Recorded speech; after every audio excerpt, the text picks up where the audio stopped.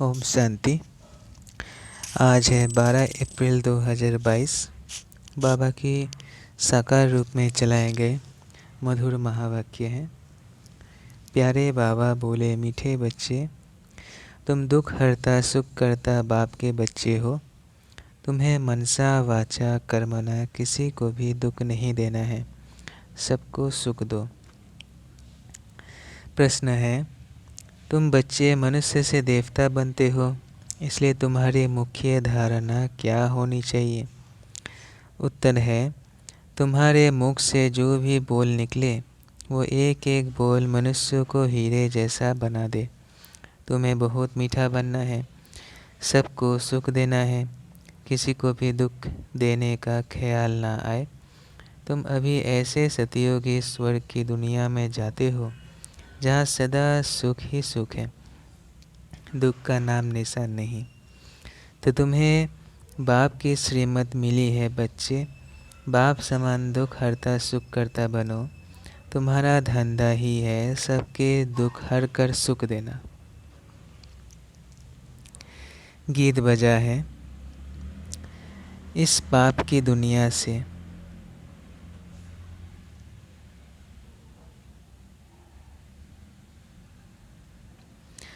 ओम शांति। बच्चों ने ये गीत सुना। बच्चे जानते हैं कि हम पुरुषार्थ करते हैं ऐसी दुनिया में जाने के लिए जहाँ एक तो माया नहीं होती और कभी भी मनसा वाचा कर्मना कोई भी दुख नहीं देते। इसलिए उनका नाम ही है स्वर्ग, पैराडाइज, बैकुंठ। और बरोबर वहाँ के मालिक लक्ष्मी नारायण का चित्र भी दिखाते हैं। प्रजा का तो चित्र नहीं दिखाएंगे, लक्ष्मी नारायण का चित्र है, जिससे सिद्ध होता है कि उन्हों की राजधानी में ज़रूर ऐसे ही मनुष्य होंगे। भारत में ही ये स्वर्ग के मालिक थे, जहाँ दुख का नाम निशान नहीं रहता। मनसा वाचा कर्मना कोई भी किसको दुख नहीं देते। बाप भी कभी किसको दुख नहीं देते हैं। उनका नाम वाला है दुख हरता सुख करता। वह बैठ तुम बच्चों को पढ़ाते हैं। इस दुनिया में सभी मनसा वाचा कर्मना एक दो को दुख देने वाले हैं। वहाँ मनसा वाचा कर्मना सब सुख देने वाले हैं। परमपिता परमात्मा के सिवाय कोई भी स्वर्ग का मालिक बना नहीं सकता। बरोबर स्वर्ग था, यहाँ भी देखो साइंस से क्या क्या बनता रहता है। एरोप्लेन, मोटर, महल आदि कैसे बन जाते हैं, वहाँ भी साइंस सारी काम में आती है। ऐसे नहीं जमीन से कोई वैकुंठ निकल जाएगा, जैसे दिखाते हैं द्वारिका समुद्र के नीचे चली गई। जो समुद्र के नीचे जाएगी वो तो गल कर ख़त्म हो जाएगी। नए सिर सब कुछ बनना है तो बाप से, जबकि हम बादशाही प्राप्त कर रहे हैं, तो मनसा वाचा कर्मना किसके प्रति बुद्धि में दुख देने का ख्याल नहीं आना चाहिए। भले यह है ही माया की राज्य। मनसा तूफान तो आएंगे, बाकी दिल में किसको दुख देने का ख्याल भी नहीं आना चाहिए। इस समय सब एक दो को दुख ही देते हैं, समझते सुख है परंतु वह है दुख। बाप से सबको बेमुख करते हैं। यह भक्ति मार्ग भी ड्रामा में है। ड्रामा को कोई भी जानते ही नहीं। वह लोग समझते हैं हम यह शास्त्र आदि सुनाते हैं, यह भी ज्ञान देते हैं। जप तप आदि करने से मनुष्य मुक्ति जीवन मुक्ति को पा लेंगे। अनेक प्रकार के रास्ते बताते हैं। कहेंगे बहुत समय से भक्ति करते आए हैं, तब तो भगवान आया है। हम भी कहते हैं भक्ति का जब अंत होता है तब भगवान को आना होता है, आकर भक्ति का फल देते हैं। तो वह सब भक्ति की लाइन में चले जाते हैं। इसको ज्ञान नहीं कहेंगे। शास्त्र के ज्ञान से सद्गति नहीं होती। सृष्टि के आदि मध्य अंत का ज्ञान तो उन्हों को ही है नहीं। ये है, तुम जानते हो, प्राचीन ज्ञान और योग से भारत स्वर्ग बना था, सो ज़रूर भगवान ही सिखलाएंगे। मनुष्य तो राजयोग सिखला ना सके। भगवान ने जो सहज राजयोग सिखलाया, उनका बाद में शास्त्र बनाया है। यहाँ तो भगवान खुद बैड नॉलेज समझाते हैं। गीता में सिर्फ एक भूल की है, जो नाम बदली कर दिया है और समय भी दूसरा लिख दिया है। तुम जानते हो, अभी भगवान हमको ज्ञान और राजयोग सिखला रहे हैं। सृष्टि के आदि मध्य अंत का ज्ञान और कोई शास्त्रों में नहीं है। कल्प की आयु भी लंबी चौड़ी कर दी है। मनुष्य तो वही शास्त्र पढ़ते रहते हैं। बाप ने समझाया है, ये सृष्टि रूपी झाड़ है। झाड़ में पहले थोड़े पत्ते, फिर बढ़ते जाते हैं। भिन्न भिन्न धर्म के पत्ते दिखाए जाते हैं। वास्तव में यह जो भी वेद शास्त्र है, वह सब भगवत गीता के पत्ते हैं, अर्थात उनसे निकले हुए सब शास्त्र हैं। तुम देखते हो, बरोबर नए झाड़ की स्थापना होती है। तूफान आदि में कोई तो झट मुरझा जाते हैं, गिर पड़ते हैं। तुम जानते हो, अभी हमारे देवी झाड़ का फाउंडेशन लग रहा है, और जो धर्म स्थापक है, वो यह नहीं जानते कि हम क्रिश्चियन धर्म का अथवा फलाने धर्म का फाउंडेशन लगाते हैं। पीछे समझ में आता है कि फलाने ने ये फाउंडेशन लगाया। यहाँ तो कांटों को फूल बनाना होता है। तुम जानते हो, हमको तो देवता बनना है, सबको सुख देना है, किसको दुख देने का ख्याल भी नहीं आना चाहिए। एक एक अक्षर मुख से ऐसा निकले जो मनुष्य को हीरे जैसा बना दे। बाप भी हमको ज्ञान सुनाते हैं, जिसको धारण करते करते हम हीरे जैसा बन जाते हैं। वास्तव में टीचर किसको दुख क्यों देवे, वो तो पढ़ाते हैं। हाँ, समझाया जाता है, अगर अच्छी रीति नहीं पढ़ेंगे तो 21 जन्म के लिए घाटा पड़ जाएगा। 21 जन्मों के लिए अब ही पुरुषार्थ करना है। बाप मिला है, जिसको ही भक्ति मार्ग में याद करते हैं, हे भगवान। साधु संत आदि सब याद करते हैं। भगवान तो एक है, परंतु वो कौन है ये नहीं जानते। श्री कृष्ण तो सतयुग में प्रिंस था। उनको तो ऐसे कोई नहीं कहेंगे कि वह सर्व का दुख हरता सुख करता है। वही श्री कृष्ण की आत्मा जो सुख में थी, अब दुख में है। भगवान के लिए ऐसे नहीं कहेंगे ना, वो तो दुख सुख से न्यारा है। उनको मनुष्य का तन है नहीं। बाप जो स्थापना करते हैं, वहाँ सुख ही सुख है। तब गाया जाता है, दुख हरता सुख करता। तुम जानते हो, हम रावण के राज्य में आधा कल्प दुखी थे, आधा अल्प काल का सुख रहता है, बाकी दुख ही दुख है, जिसको सन्यासी लोग काक बिष्टा समान सुख कहते हैं, क्योंकि विकार से पैदा होते हैं ना।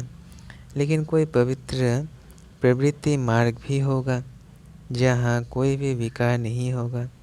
बरोबर वो सतयुग में था, उसका नाम ही है स्वर्ग। वह है पवित्र मार्ग, स्वर्ग। फिर पतित बनते हैं तो उनको कहा जाता है नरक, भ्रष्टाचारी मार्ग। यह दुख सुख का खेल बना हुआ है। मनुष्य को अभी अभी सुख, अभी अभी दुख। उनको यह मालूम ही नहीं कि स्वर्ग में सदा सुख होता है, दुख का नाम निशान भी नहीं रहता। यहाँ फिर सुख का नाम निशान भी नहीं है। विकार में जाना ये तो दुख ही है। तब तो सन्यासी भी सन्यास करते हैं, परंतु वह है निवृत्ति मार्ग। सतयुग में प्रवृत्ति मार्ग था, वह था शिवालय। देवी देवताएं लक्ष्मी नारायण आदि के जड़ चित्र मंदिरों में भी कैसे ताज व तख्त से सजे हुए हैं। भारत ही है जिसमें राजा रानी देवी संप्रदाय थे और कोई धर्म में ऐसे नहीं थे। भले राजाएं तो हुए हैं परंतु डबल ताज नहीं है। सतयुग में शुरू से ही राजाएं चलती हैं। आदि सनातन डबल सिर ताज देवी देवता धर्म था। वह धर्म कैसे स्थापन हुआ, यह सब बातें तुम बच्चे ही जानते हो। शिव बाबा की मत से तुम दुख हरता सुख करता बनते हो। तुम्हारा धंधा ही यह है, सबका दुख हरकर सुख देना। अगर तुम भी किसको दुख देंगे तो कौन कहेगा कि यह दुख हरता सुख करता की संतान है। पहले मनसा में ख्यालात आते हैं, फिर एक्ट में आते हैं। तुम बच्चों को तो अति मीठा बनना है। भगवान पढ़ाते हैं तो जब तक चलन तुम्हारी देवी नहीं होगी तो मनुष्य तुम पर विश्वास कैसे करेंगे। गीता में भी लिखा है, भगवान उवाच, मैं तुमको नर से नारायण बनाता हूँ। भगवान ज़रूर संगम पर होगा। भगवान उवाच, मैं तुमको राजयोग सिखाता हूँ तो ज़रूर पुरानी दुनिया का विनाश भी हुआ होगा। यह काम कोई कृष्ण का नहीं है। त्रिमूर्ति दिखाते हैं परंतु शिव को उड़ा दिया है। फिर कहते हैं ब्रह्मा को तो 3 मुख होते हैं। यह एक मुख वाला ब्रह्मा कहाँ से आया। अब मनुष्य को 3 मुख कैसे होंगे। बाप कहते हैं तुम मेरे समझो सयाने बच्चे हो। तुम ही विश्व पर राज्य करते थे। अब बाबा तुमको देही अभिमानी बना रहे हैं। अब अपने को आत्मा समझो। मुक्ति धाम में सबको अशरीरी बनाए भेज देते हैं। यहाँ आकर तुमने यह शरीर धारण किया है। शरीर धारण करते करते तुमको देह अभिमान पक्का हो गया है। अभी तुम अपने को आत्मा समझो। मुझ आत्मा ने 84 जन्मों का पाठ बजाया है। अभी यह अंतिम जन्म है।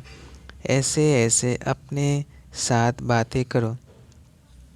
बाप कहते हैं अभी तुम देही अभिमानी बनो, वापस लौटना है, फिर तुम स्वर्ग में आएंगे। अभी तुम मेरे द्वारा स्वर्ग की बादशाही लेने का मेहनत कर रहे हो। बाप को तुम भूल जाते हो तो खुशी का पारा नहीं चढ़ता है। खुशी में कितनी भारी भूल कर दी है। शास्त्रों में कितनी भारी भूल कर दी है। शिव बाबा को ही उड़ा दिया है। पूजा करते भी कह देते हैं नाम रूप से न्यारा है। अरे तब पूजा किसकी करते हो, याद किसको करते हो। कहते भी है आत्मा भ्रिकुटी के बीच में रहती है, परंतु आत्मा किसकी संतान है यह नहीं जानते। मैं आत्मा भ्रिकुटी के बीच में रहे इस शरीर द्वारा पाठ बजाता हूँ। इस पुतले को नचाता हूँ। कठपुतलियों का डांस होता है ना, वो दूसरे आदमी बैठ डांस कराते हैं।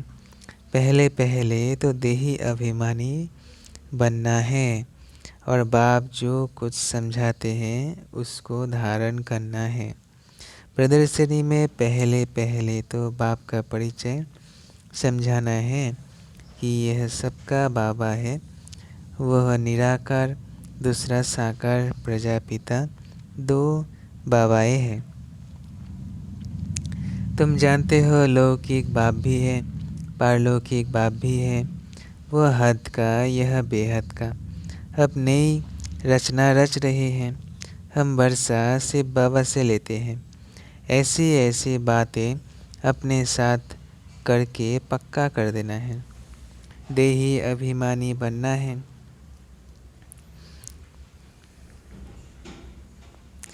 हम शिव बाबा के साथ पढ़ने आ जाते हैं। परम पिता परमात्मा निराकार है। हम शिव बाबा के पास पढ़ने जाते हैं। परम पिता परमात्मा निराकार है, साकार है प्रजापिता ब्रह्मा।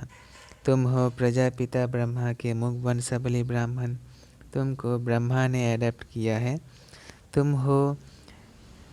तुम हो गए नई रचना ब्राह्मण, वह है पुराने जिस्मानी ब्राह्मण, वह जिस्मानी यात्रा कराते हैं।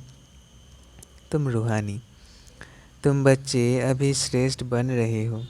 यह है ही ईश्वरीय मिशन, भ्रष्टाचारी से श्रेष्ठाचारी बनने की। मनुष्य तो बना ना सके, वास्तव में सच्ची सच्ची सदाचार समिति तुम्हारी है। तुम्हारा लीडर देखो कौन है। बाप कहते हैं मैं फिर से राजयोग सिखलाने आया हूँ। यह वही संगम युग है, अभी मनुष्य से देवता बनाता हूँ। तुम जानते हो हम शूद्र से अभी ब्राह्मण बन रहे हैं। ब्राह्मण की ही चोटी है, ब्रह्मा भी चोटी है। ब्रह्मा में जो प्रवेश करते हैं उनको इन आँखों से देख नहीं सकते, बाकी तो सबको देखते हैं, बुद्धि से जानते हैं। निराकार बाप हमको पढ़ाते हैं, ब्रह्मा को तो ब्राह्मण यहाँ चाहिए, सूक्ष्म वतन में हो न सके। एडप्ट करते हैं व्यक्त ब्रह्मा सो अव्यक्त बनता है। यह बड़ी समझने की बातें हैं। पहले पहले लक्ष्य को समझ लिया, फिर भल कहाँ भी बैठ पढ़ सकते हैं।